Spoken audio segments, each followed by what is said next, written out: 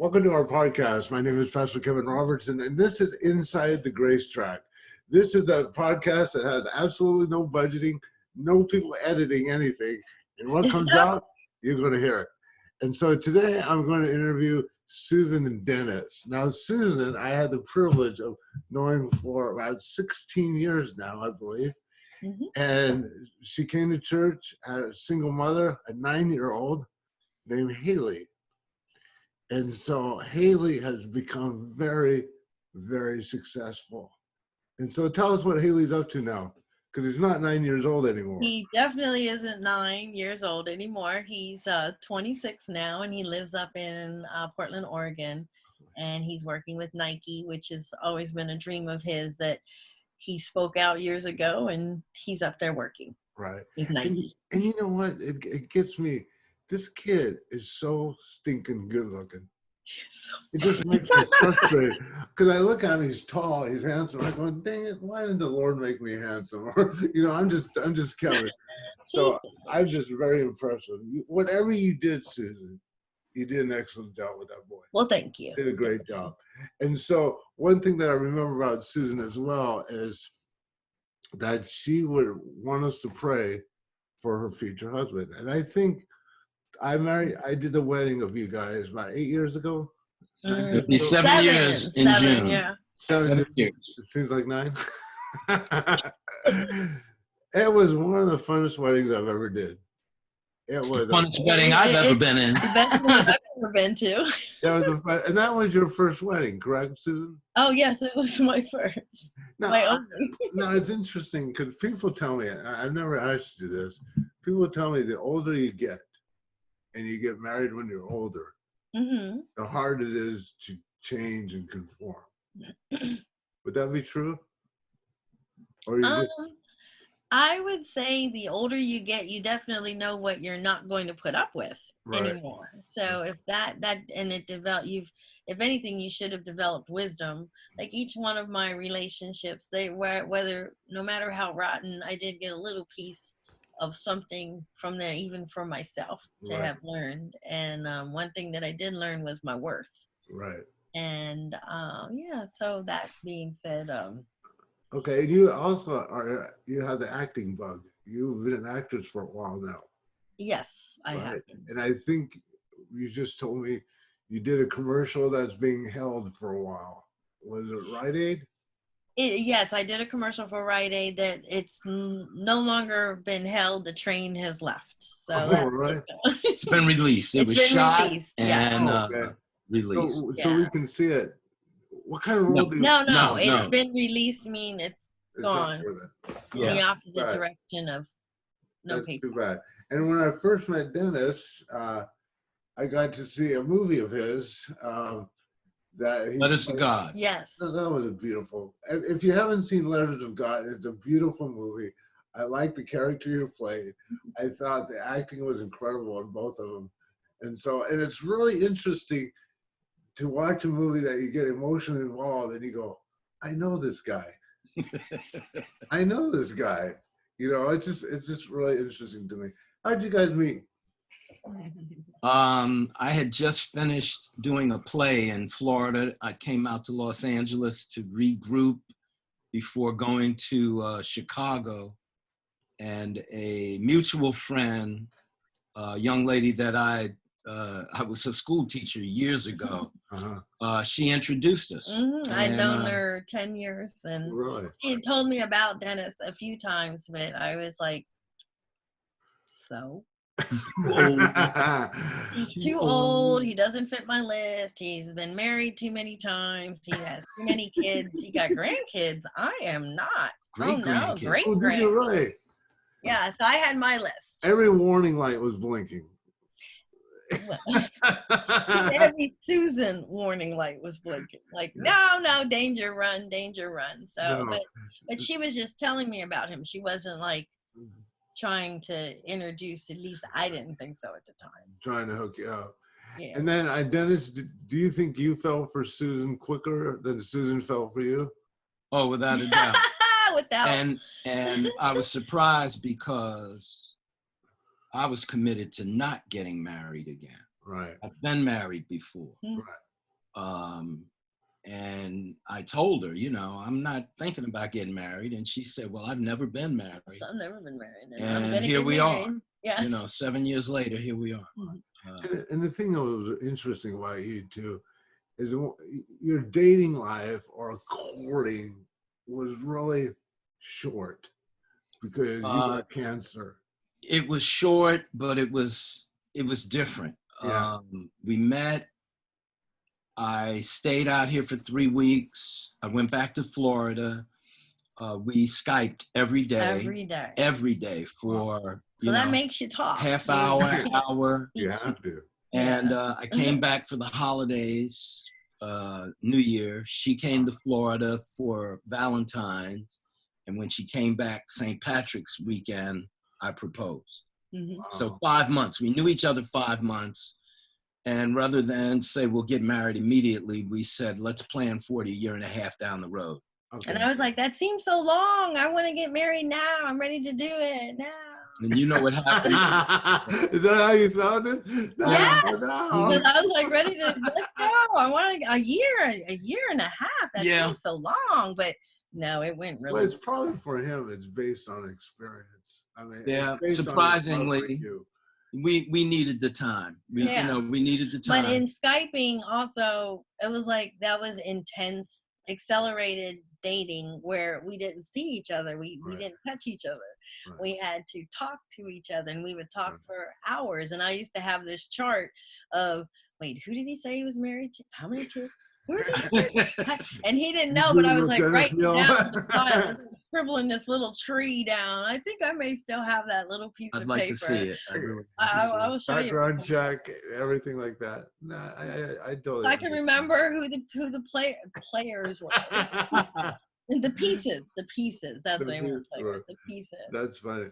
Now, Susan, did you grow up in church? No, I did not. You didn't. When did you start going to church? I mean, so you grew up agnostic, or you were just? Oh no, I grew up Unitarian. So when I say, but I mean, I don't consider that growing up in church. I didn't know anything about it, and my mother didn't know anything about it because she couldn't really explain it to me. Well, Unitarian, I believe it. You just believe in anything, isn't it? Well, that would have been easy if she would have said you believe in anything, but she didn't know anything. So okay. So I didn't grow up in the church, but we would go to church. Okay. Oh, that's interesting. Yeah. So when I was 13, I was given a choice to sleep in or go to church, continue. Well, I chose to sleep in. So I stopped. So did you start, because you were pretty consistent when I first met you. So something changed in you to say, okay, was it Haley? Was it my child? Yeah, Haley. Okay. Yeah. He helped me to come to the Lord because I was like, I don't want him being a twirly top. Like, I knew I needed a plug in somewhere. Right. And I also got sober. So I also come from the walls of AA. I keep forgetting about that. How long have you been sober? Oh, I got sober in 88. Wow, that's a long time. And in getting sober in 88, that prompted me, because they don't teach you, they talk about a higher power. Right. And instead of saying what I knew was God and Jesus, I was like, oh, finally, so my higher power wasn't a lamp or anything. That I didn't need that. I needed the direct connection. Yeah, so I jumped into my sobriety right away. I think the 12-step program is great. It's a hardcore, but it's good. The church reminds me a lot of the 12-step. And the Grace Track reminds me a lot of the 12-step. Well, it's interesting because I think years ago, there was this guy that used to go to his church, and he invited me to an AA program. And so I came. I didn't say, hey, my name's Kevin, I'm an alcoholic. But I was amazed at the language and the rawness of those AA groups. And that people were being so honest to a point. I wouldn't even tell my best friend if I was having those feelings, or I was struggling with this. And I remember leaving, and I thought, this is what the church should be.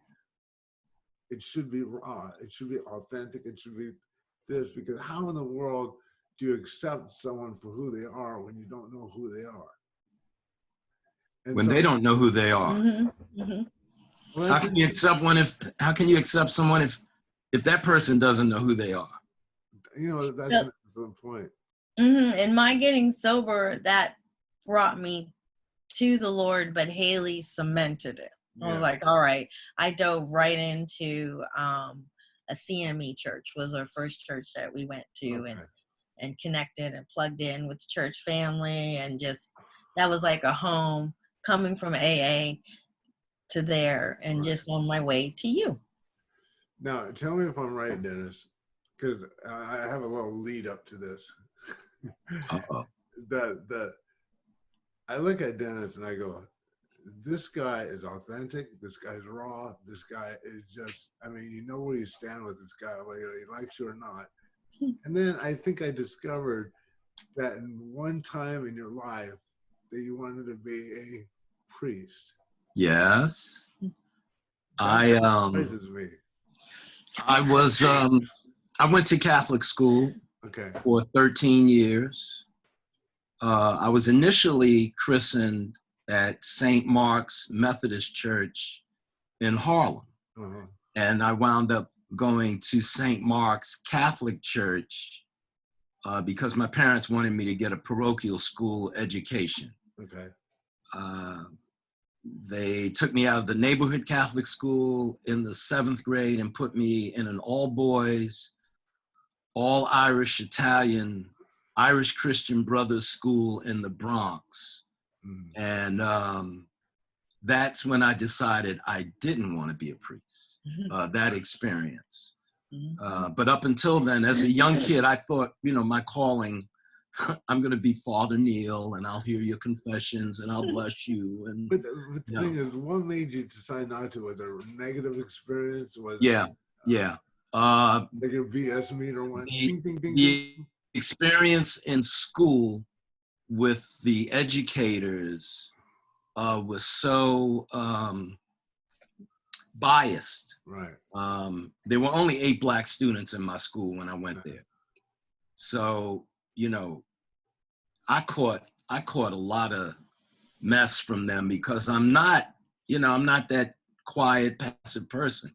Right. My mother and father told me to express myself. So I grew up speaking up, and I'll take the hits. I'll take the consequences, but I'm going to speak up. Right. Were you surprised at some of the consequences, how rough they were? Because it's always people in authority for me. And some people in authority get a real charge out of abusing that authority. Right. And when I was going to school, you could put hands on students. Okay. So I was physically disciplined. As far as the church itself, I used to go to mass, and the masses were in Latin. Then they changed them to English. Okay. When I was a young Catholic, you couldn't eat meat on Friday. Right. If you did, it was a mortal sin, and you were going to hell if you died. And then they had an ecumenical council, and they decided, oh, you can eat meat on Friday.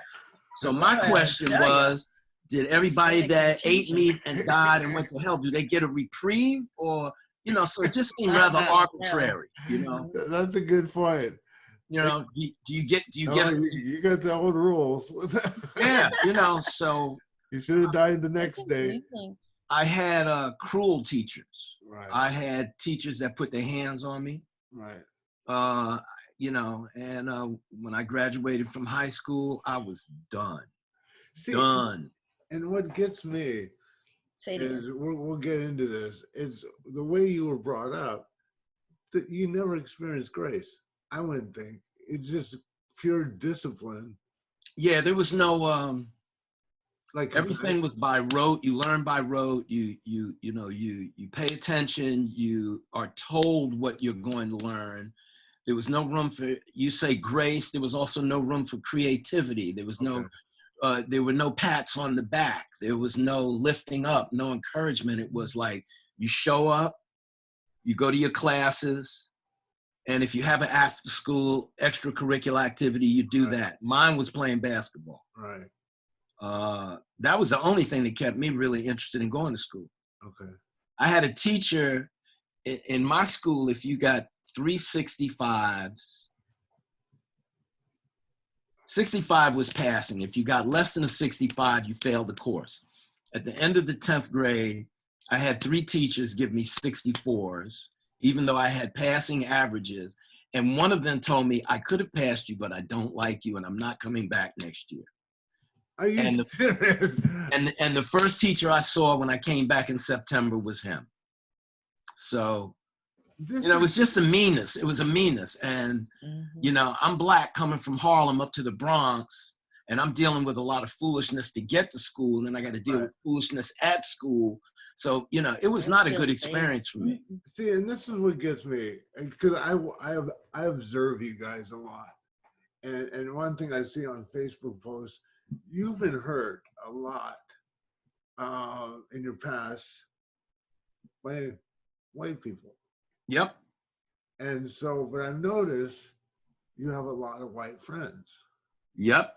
Which is interesting because there's something in you that had to say, not everyone's like that person I had to deal with, which I believe that's how a lot of racism starts. They have a bad experience with a different race and then they throw them all in the same boat. And I don't see you doing that. I was on my high school basketball team. My coach had a brother on the team. We were at practice one day. We got into an argument. He spit in my face, called me the N-word. Okay. So we had a fight. We had a big fight. Right. And I was suspended from school for a day. Principal asked me, would you have preferred him call you a SOB than a nigger? And I said, yeah. So he said, well, you're just ignorant. And I said, well, you're stupid. And I got suspended. Well, why would you ask that question? Would you prefer? Because there was no consciousness about, race and sensitivity and awareness. It wasn't even about that. That's cool. So I used to go to South Carolina in the summer, and that was an interesting experience. This is like in the early 50s. I'm like a kid,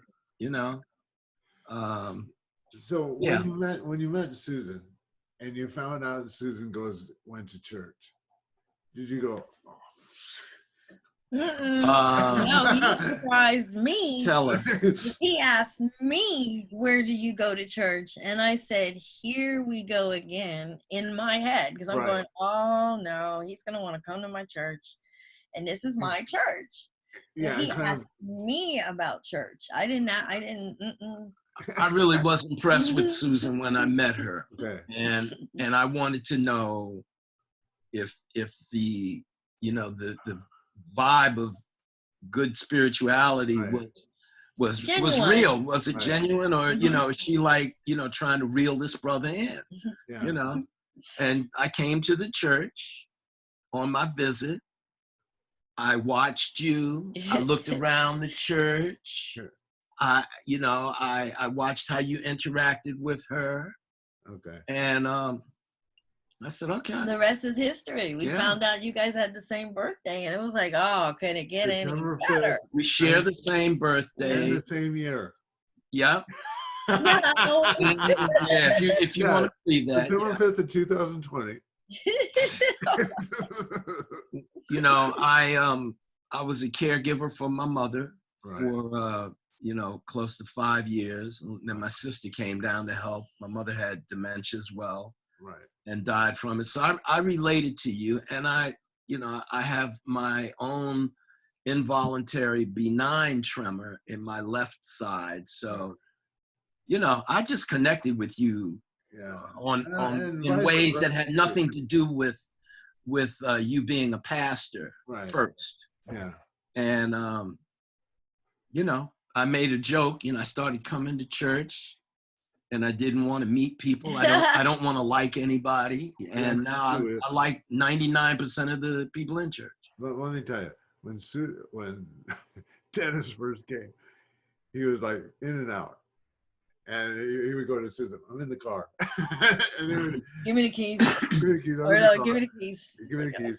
And then all of a sudden, I see you waiting for him now because he's talking to Martin, he's talking to all these, you know, Al Johnson, you know, and then I hear you guys hang out together, which is Yeah. We fellowship. so. Grace, fellowship. Grace The church Check allows that. And Grace came. Track. Yeah, Grace Check came. I would have lunch with Ruben on occasion. Right. Then we started eating together. We started fellowshipping. Then Grace Trek, and next thing I knew, I've been coming to this church for like 6 years. Yeah.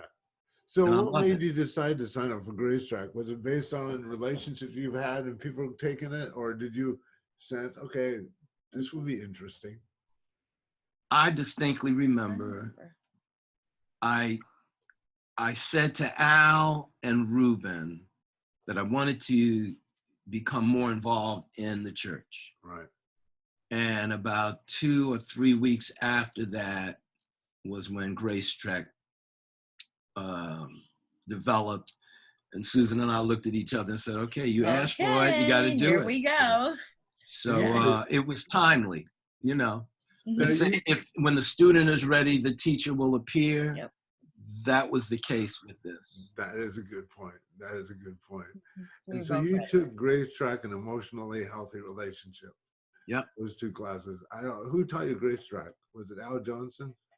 No, Brooke. Brooke taught Brooke it. taught it. And then I taught the Emotional Healthy Relationship. And then we just did, With Al, No. we did the third. yeah, we did one with Al. That was the last that's one one. you just showed. Okay. Was that Yeah, Emotionally Healthy Spirituality. all right? Emotional Healthy Spirituality. So which out of these 3 classes, because I like that you took, which one was more hardcore? Was the Grace Track, the Emotional Healthy Spirituality, or the Emotional Healthy Relationships? I would say the one with you. Well, the first 2, the one with Brooke Yes. and the one with you. Yeah, those were hard because we were talking about that the other day. Yeah, and there was a lot of crosstalk, Right. which That was allowed, good. and it You was know, great. in an AA meeting, there is no crosstalk allowed. Okay. But when we got going in Grace Track, and I think it was the composition of the group we were in, Right. we all needed to share.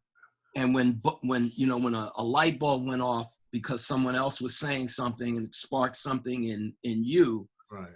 the impulse was to, oh man, yeah, me, and blah, blah, blah. Mhm. And Or not. it People flowed, be listening. there were nights when, feelings got hurt. There People was a walked out. lot of hugging. Yeah. No there were more nights. that. Can't Yeah. do that for Yeah. a No while. more hugging now. That might have been my last hug. And there were nights when people walked out of there and you knew, well, I'm going home and I've got a lot of shit to think about. Yeah. So and the thing is, what's fascinating, remember at the beginning of this interview, I was talking about how raw this AA class was. That emotional healthy spirituality, just being in the class, it was just as raw. I mean, the emotions were just raw. Yeah. The feeling and the hurt was just raw. It was. Yeah, we talked about that. We compared elements of Grace Trek to the 12 steps, and I'm very comfortable. I don't have any real secrets. I can't think of any. I've dealt with my demons. They're not gone. They're sleeping. My demons are asleep. They're resting, Right. but they know they can't wake up unless I go spiritually asleep. Right. And my job daily is not to go spiritually asleep. Right. I can't, he can, so I'll let him. It's that simple. Mm-hmm. Yeah. I can't, he can, so I'll let him. Yeah. And I'm just a passenger. So, when I'm very... called upon to do something like steer the boat, I prefer to defer. Yeah. Well, and the thing is, I don't know where I'm steering. That's the problem, especially where we're going through now. I don't know where to steer. I know we're all locked in our homes or our offices going, I've never had life like this before. I don't know how it's like. I feel guilty for being at home because I should be out calling. I should be doing this, but I can't. I can't do hospital visits. I can't do anything. You should be doing just what you're doing. Mm-hmm. Yeah. Yeah, we And stopped feeling guilty. that's what we all should be doing. We stopped feeling guilty. It's like this gives you time to clean your innards, and whether it's in spiritually for yourself, or like I've been doing projects in the house that I never would. Haley's 26. I have projects that go back 26 years, and just things that now I can do for me. Right. And because I have to, I can't go out. So take that time. And I'm extroverted. I admit, we've had this discussion. He's introverted. I'm extroverted. I'm becoming more in this introvert time that we're having. It's not bad. It's forcing me to become this, because I don't know what life's gonna. You can say life will be back to normal, but what is normal? Yeah. What is normal? No, it's interesting. I have no idea. And the thing is, you're a lot like me, Susan, and Jennifer's a lot like Dennis. Mm-hmm. She could just stay at home. She's happy. I'm balancing all over. Like, you want to go for a walk? You want to go for a walk? We can do this. No, we have to stay home. No, we can go for a walk. You want to go for a long drive? We keep the windows up. We won't stop anywhere. And just I think what happens is we seldom want to look eternally in ourselves, eternal in ourselves, and we seldom want to think because we're so busy. Because sometimes we don't like ourselves. I love myself. I like myself. I get angry with myself. I forgive myself. Yeah. If I mess up and I am truly repentant, if God forgives me, I'm rather arrogant if I don't forgive myself. Right. So I've learned how to do that. I forgive people really easily, but there's some people I just don't want to deal with because my energy is not in sync with their energy. Right. Not that they're bad. Right. It's just that we're not in sync. Right. And I choose to, like, rather than, be a phony and smile in your face, how you doing? I'll just walk past you and I'll keep it moving. Yeah. It's one thing I love about you two is you're a loyalist. And 100%. The thing is, and Susan, she knows I've dealt with some people that are very difficult to me and very hurtful to me. And she'll just, okay, I'm on your side. Cut them at the knees. I'm doing, bye-bye, and stuff like that. And I feel good about it. And you, on the other hand, are exactly the same way. Because to me, I had one of my superintendents, Pastor Charles, the black superintendent, and then I had the white superintendent come, and you beelined it to the superintendent and told him your story and why you're involved in the church and all that stuff. So you seldom, as a pastor, sense they love you. They care about you, because we as pastors are so used to conditional love, and they're not straightforward with you. If you're doing what they want you to do, then they'll do it. And that's what I love about you both. You're very honest, straightforward. I don't have to go to so-and-so and how's Dennis doing? How's Susan doing? I know how they're We love you, Kevin. Just ask. We'll tell you how we're doing. We love our church family. Our church. Yeah. And I know, just like in an AA meeting, it's not the healthy people that come to AA. Everybody that comes to AA is sick. That's good. Emotionally, spiritually, physically sick. Right. And church is the same way. The people that come to church thinking, I got my stuff together and I'm going in here and I'm going to represent. Fine. You know what fine means. I come to church now because I'm broken again. Right. I need some fixing, and I can't fix myself. That's good. So I let you, I let Al, I let Ruben, I let Esther, I let Jennifer, I let Lillian, I let the people in the church, I let Maria and Martin, I let everybody that I took Grace Trek with, let them fix me. I love it. Just listen to them, fix me. Okay, the last question for you, Dennis, and I'm going to soft pitch this. I mean, just soft pitch. And basically, what in your marriage now is making it work? Is it something you change in yourself, or is Susan just this? Because to me, I've known you guys for 8 years together. I've seen Susan be more bold than she's ever been before and more safe than she's ever been before. And she even questioned you. She even questioned about, oh, dude, this kid has grandchildren. Yes, I got 2 great-grandchildren. I didn't want to cut you down. Okay, great-grandchildren, so forget this. I mean, the probability of it not working is very high. Yeah, it was, So, the odds were not in our favor to begin with because she was here in Los Angeles and I was in Orlando, Florida. So what's making it work? It's a question for both of you. From my perspective, Yeah. I really like Susan. We like each other. We That's are. what makes it work. We love are. is easy. Like is hard. Because they always say Jesus is love. Jesus learn love. I really want that. But I don't like you. There's not everybody I like. And in going through my relationships, I never liked. Right. I like him. We like each other. We get along. The yin and the yang. Yeah. And I think we had an incident once early on. you knew where he was going. It was only one. We went to Harrisburg. I'm going to meet her mother for Mother's Day. Okay. And I got a phone call from an ex-wife. We were still friends. She was engaged, or she was in a relationship, but and I answered it, and Susan got a little twisted, like, what's going on? Who is this? My radar went up, like, here we go. I knew it. And she started to press me about it, and I got up to walk out of the room. And my abandonment, everything came up for me. And I said, if you leave, Yeah. Say it. You said, if you leave, that's the end of it. It's over. And you don't want to get hurt again. You don't want, and you were getting hurt. The old me would have left, would have just gone.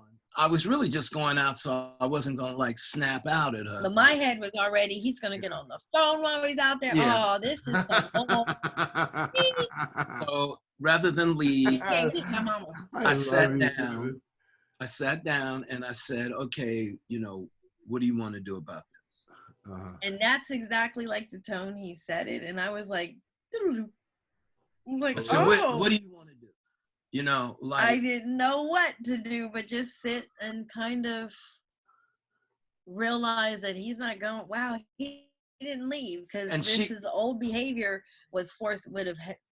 She didn't snap out after that, and we sat there and we talked. Our voice. And we've never shouted at each other. We've never called each other out of name. Prickly a little bit, prickles. She'll go to her room, living room, and I'll go to my room, the bedroom. And then a couple hours later, after watching some TV, we'll come together and chit chat and eat and ha and act like nothing happened. Because none of it is a big deal. Let it roll off. Yeah, none of it is a big deal. Well, and you asked me what was different. Our lives are not Hallmark movies. No. I made a decision to be different this time. I used to say slow walk this relationship. To have a courtship and to, just I never had. Making a date and treating me like how I was supposed to be treated. So your connection is unstable. Yeah, okay. I think we're unstable. The connection. We're all unstable. Yeah. Would be great if they put that. Well, it was fun talking to you. It was good to talk to you. And Susan are part of our church. And whenever we get back to church, who knows when it is, we have online services. Isn't this something? This works for me. We could virtual church. We liked it. It's interesting because when I was doing last Sunday, people had their cameras on. Most of them were in their pajamas. And I was going, seriously, get dressed. That was cute. That's what our church is all about. You can have a breakfast service. some sun. Doing your Bring your bagel and your coffee. coffee. Yeah, We that's love true. you. We love you. All right, And I love you too, and we will see each other hopefully soon, person to person. Yeah, but right now this works. This works. God bless you. I love you both. all right. Bye. Bye-bye. Bye-bye.